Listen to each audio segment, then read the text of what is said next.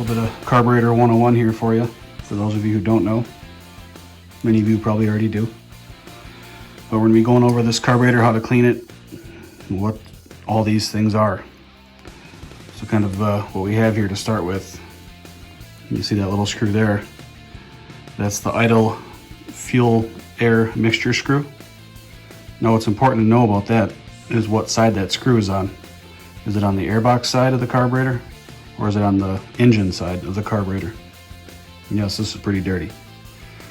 So being that it's on the airbox side of the carburetor, when you turn the screw out counterclockwise, opening up the port, you're obviously allowing more air in, so that's going to make it leaner.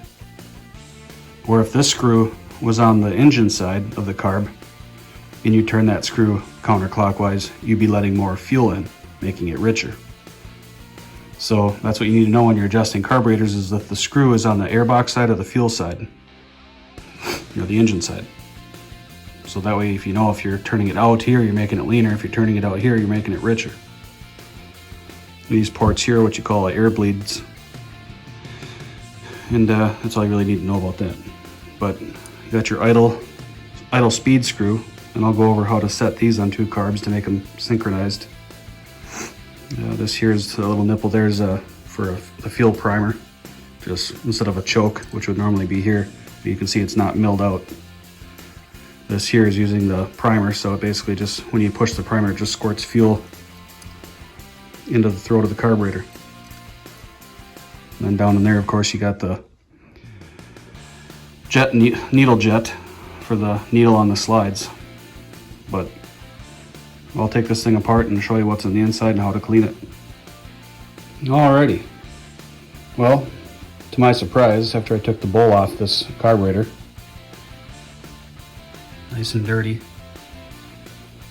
But those of you who already know about carburetors, look at that float height adjustment. I can't even make this stuff up. I did not just change that for the sake of making a funny video. That is literally the float height that this snowmobile here was running. And for those of you who don't know, this float height should be, I can't even push it down far enough to make it look correct, because it's that tab on how you adjust the float height is bent down so far. But these arms here are supposed to be normally parallel with the seam of the bowl here, which I'll show you later. But that's just ridiculous. So there you have your main jet. Underneath the main jet you have a washer, can't lose those. And if you take that main jet out, your needle jet will come out with a little bit of tapping probably. In this little orifice here you'll have your pilot jet.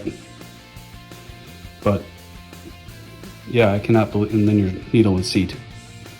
See the needle and seat there? Those need to be taken out and replaced or cleaned depending on what you have, but that float height is something else. Alright, so here you have it, all disassembled.